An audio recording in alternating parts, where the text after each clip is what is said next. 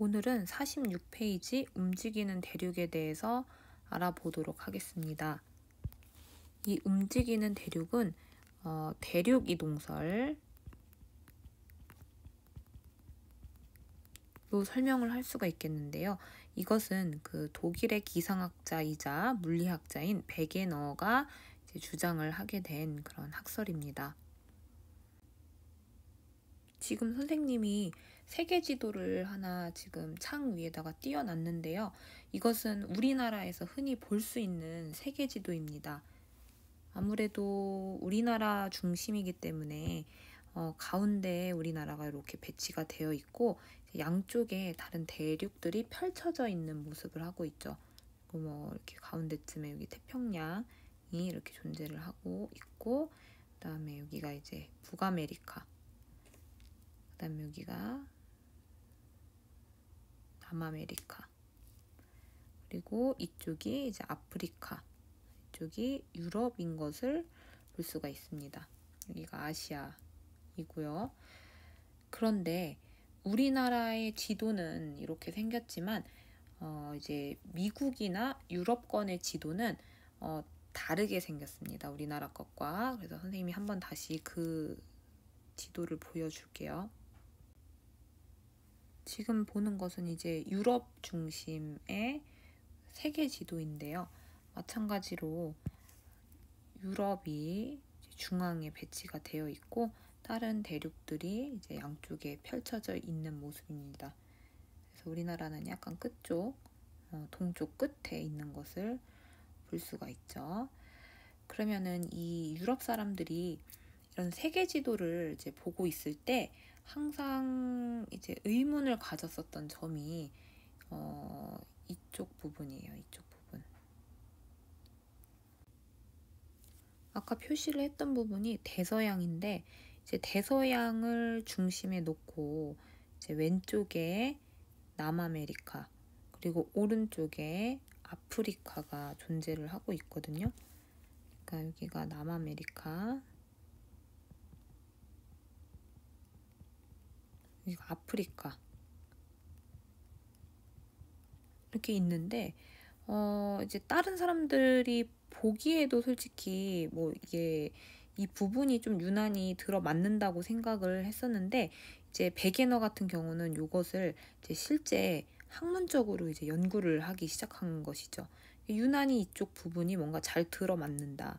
아프리카의 서쪽 해안과 그리고 남아메리카의 동쪽 해안이 마치 퍼즐처럼 딱 들어맞는 그런 모습을 보고 이제 의문을 갖는 거였죠. 그래서 이런 의문으로부터 이제 출발한 연구의 결과로 대륙 이동설이 완성이 되게 되었는데요. 이 대륙 이동설을 우리 한번 알아보기 위해서 교과서를 한번 다 살펴봐야 될 것 같아요. 먼저 요 위에 있는 그림을 보면은 어떤 여학생이 도자기를 깨트린 것 같은데 이제 깨트린 상황을 수습을 하려면 아무래도 요 도자기 조각을 다 붙여야 되겠죠. 근데 이 도자기 조각을 보통 붙일 때 손에 잡히는 순서대로 붙이는 게 아니라 서로 모양을 비교를 해보면서 이제 하나씩 하나씩 맞추다 보면은 이제 뭐 잃어버린 도자기 조각이 없는 한 원래의 모양 그대로 이제 붙일 수 있게 됩니다. 그래서 이제 깨진 도자기 조각을 어떻게 맞추지? 라는 질문에 대한 답을 아래에다가 적어 보도록 할게요. 깨진 도자기 조각의 가장자리 모습을 비교해서 원래의 위치를 찾을 수 있다. 이런 식으로 정리를 해주면 됩니다. 자, 이제 여기 해보기에서 대륙의 해안선 맞추기를 한번 해보도록 할 겁니다. 부록 257쪽을 보면은 이렇게 생긴 그 이제 종이들이 있는데 이 종이들을 이제 각각 뜯어서 뭐 가위로 오리거나 아니면 여기 아마 뜯기 좋게 되어 있을 거예요. 그래서 그것을 한번 우리가 직접 잘라서 맞춰보도록 할게요.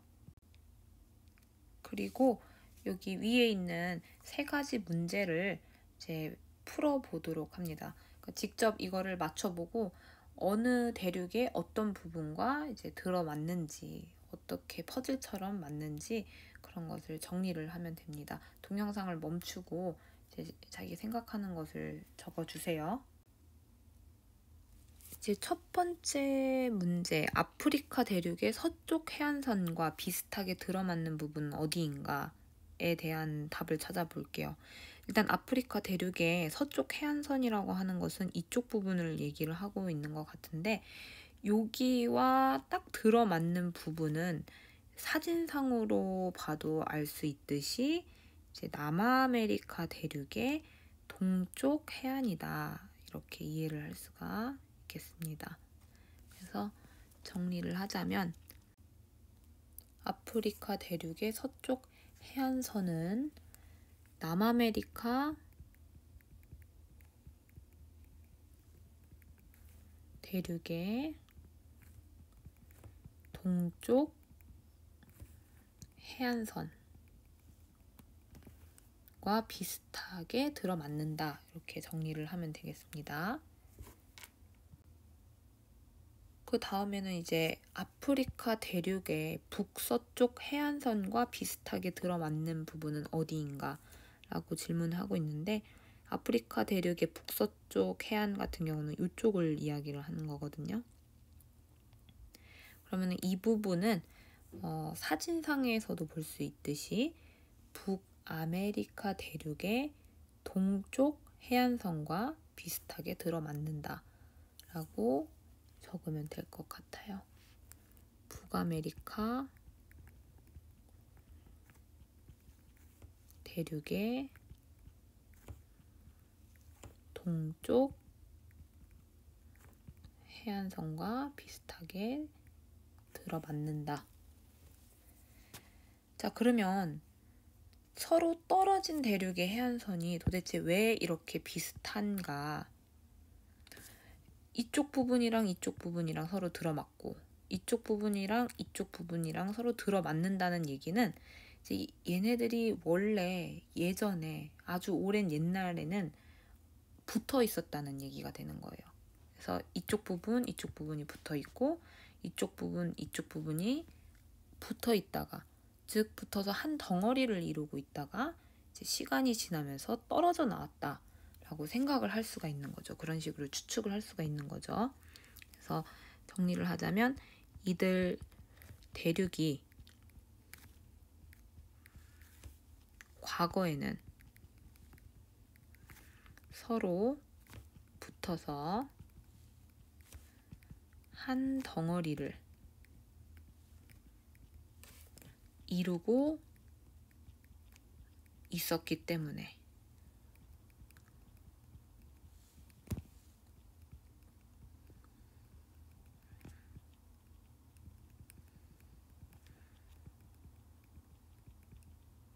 이런 식으로 정리를 하면 됩니다. 자, 이렇게 우리가 이제 해본 결과로도 정말 해안선, 아프리카 대륙의 해안선과 남아메리카 대륙의 해안선이 정말 잘 들어맞는다는 것을 직접 확인을 할 수가 있었어요. 그러니까 백예너는 이런 해안선이 일치한다는 것을 바탕으로 해서 원래 얘네들이 하나의 대륙이 아니었을까라고 생각을 하기 시작을 했고, 그것을 증명하기 위해서 여러 가지 자료들을 또는 증거들을 수집을 해가지고 나중에 이제 딱 발표를 했어요. 이제 이 대륙들은 원래 하나의 대륙이었으나 시간이 지나면서 점점 이렇게 이동을 해서 현재의 모습과 같은 세계 지도를 이루게 되었다. 그래서 이 주장한 여러 가지 증거들을 종합을 해가지고 그림 1-18에 나와 있는데 한번 확인을 해보도록 할게요. 첫 번째는 이제 해안선 모습 일치라고 해서 우리가 이미 해보기를 통해서 확인을 했었던 내용이고, 이제 두 번째 같은 경우가 이제 산맥 분포. 이제 북아메리카와 유럽의 산맥이 하나로 이어진다라고 되어 있는데, 여기 있는 북아메리카에 있는 이 산맥이 이제 에팔레치아 산맥이고, 그리고 유럽의 이 부분에 있는 산맥이 이제 스코틀랜드에 있는 칼레도니아 산맥이라고 하는데, 솔직히 얘기해서 지금 현재 이 두 산맥은 서로 멀리 떨어져 있어요. 이제 북아메리카, 유럽에 각각 존재를 하고 있으나 마치 쌍둥이처럼 지질학적인 구조가 일치하는 것을 이제 조사 결과 밝혀냈습니다. 그러니까 뭐 암석의 분포라든지 아니면 그 암석 또는 지질 구조의 연속성이라든지 이게 쭉 이어지는 그런 모습을 보여줬거든요. 그래서 원래 이 두 산맥은 하나의 산맥이지 않았을까. 즉 북아메리카와 유럽이 이렇게 한데 붙어 있지 않았을까라고 생각을 하는 그런 증거로서 이제 산맥 분포를 들 수가 있습니다. 그리고 이제 세 번째 화석 분포가 이제 증거로서 이제 제시가 되고 있는데요. 멀리 떨어진 대륙에 메소사우루스와 글로소프테리스의 화석이 이제 공통되게 발견이 되고 있는 거예요. 워낙에 메소사우루스 같은 경우는 크기도 작은, 이게 메소가 중간 크기, 사우루스가 도마뱀이라고 해서 1m도 안 되는 작은 크기의 도마뱀이거든요. 근데 이게 이렇게 먼 거리에 나누어져서 살지는 않았을 것이다. 원래는 한 곳에 살았었는데 이제 하필이면 대륙이 멀어지면서 이쪽과 이쪽이 화석이 분포되지 않았을까. 그러니까 뭐 원래 위치로 따지자면은 뭐 이게 대륙이 움직이지 않았다고 했을 경우는 얘가 여기까지 헤엄을 쳐가지고 가야 되는데 그 정도 크기도 아니고, 그리고 바닷물에서 살 수 없는 해부학적인 구조를 가지고 있어서 건널 수도 없어요. 근데 이쪽에 화석 분포가 된다는 얘기는 남아메리카랑 아프리카가 원래는 하나로 이제 붙어 있었다라는 얘기가 되는 거죠. 마찬가지로 글로소프테리스 같은 경우도 이제 분포를 하고 있는 그 모습이 이런 식으로 이제 연속적으로 되어 있으니까 아마 얘네들도 이제 하나의 이제 대륙이 아니었을까라고 추측을 해볼 수 있는 증거가 됩니다. 자, 그 다음에 이제 네 번째로는 빙하 이동 흔적이라고 해서 이제 빙하가 이렇게 점점 세력을 이렇게 넓히는 그런 흔적들이 얘네들을 다, 이 대륙들을 다 모았을 때 이 흔적이 일치하게, 그리고 이 흔적이 남극 대륙을 중심으로 해서 이렇게 존재하고 있는 그런 모습을 볼 수가 있어요. 뭐 솔직히 얘기해서 인도나 아프리카나 남아메리카 이런 데 다 더운데 솔직히 빙하의 흔적이 있을 수는 없는 거죠. 현재 위치로 생각을 했을 땐. 그러니까 바꿔 말하면 얘네들도 다 남극 주변에 이렇게 몰려 있었기 때문에 빙하의 흔적이 있지 않았나, 뭐 이런 식으로 추측을 하고 있습니다. 그럼 이제 마무리로 대륙 이동설이란 무엇인가에 대해서 한번 교과서를 읽고 넘어가도록 할게요. 베게너는 이와 같은 증거를 모아 이 네 가지 증거를 종합을 해서 대륙이 모여 있다가 오랜 시간에 걸쳐서 갈라지고 이동해서 현재와 같이 대륙이 분포하게 되었다는 대륙 이동설을 주장을 하였습니다. 이 네 가지 증거를 바탕으로 주장을 하였고, 그리고 이렇게 이제 옛날에 하나로 되어 있었던 거대한 대륙을 이제 판게아라고 이름을 붙여서 발표를 하였습니다. 하지만 이 대륙 이동설은 베게너가 살아있을 당시에는 인정을 받지 못했어요. 인정을 못 받았어요. 그 이유는 이런 명백한, 지금 교과서에서도 실릴 정도의 명백한 증거가 있었지만 이렇게 대륙이 한데 모여 있다가 이동을 해서 현재로 이르렀다는 그 명확한 원인을 밝히지를 못했기 때문에, 그것에 대한 답변을 확실하게 하지 못했기 때문에 살고 있을 때, 그러니까 살아있을 때는 인정을 받지 못하였습니다. 좀 안타까운 학설이긴 하죠. 자, 이제 스스로 확인하기 문제를 풀고 이제 마무리를 하도록 할게요. 베게너가 제시한 대륙 이동의 증거에는 이제 해안선, 첫 번째로 이제 해안선의 모습이 일치를 한다. 그리고 이제 산맥 분포, 화석 분포, 그리고 마지막으로 빙하의 이동 흔적 등이 있다. 이렇게 얘기를 하면 됩니다. 그리고 2번 문제, 오늘날 열대나 온대 지방에 속하는 아프리카, 남아메리카, 인도 지역 등에서 빙하의 흔적이 발견되는 까닭은 무엇인가? 아까 전에 뭐 네 번째 증거로 얘기를 했었죠. 이 지역들이 지금 언급되고 있는 이 지역들이 원래는 남극 대륙을 중심으로 모여 있다가 갈라지고 이동하였다.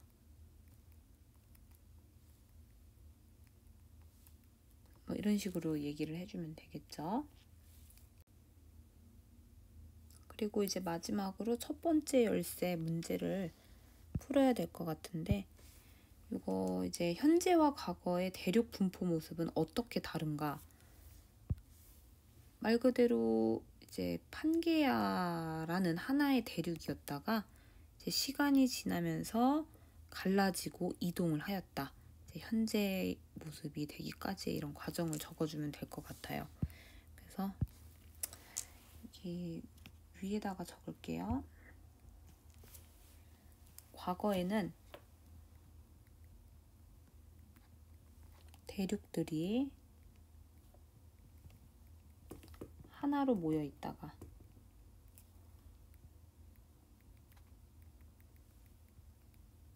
갈라지고 이동하였다.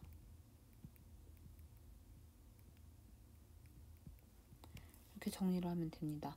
뭐 과거에는 대륙들이 하나로 모여 있는데 뭐 이곳의 이름은 이제 판게아라고 아까 언급을 했었죠. 자, 오늘은 이렇게 마무리를 하고요. 수업을 다 들은 다음에는 다시 줌으로 돌아가서 이제 채팅창에 댓글로 학번 이름 시청 완료하였습니다. 뭐 이런 식으로 이제 적어주고 이제 줌에서 나가시면 됩니다.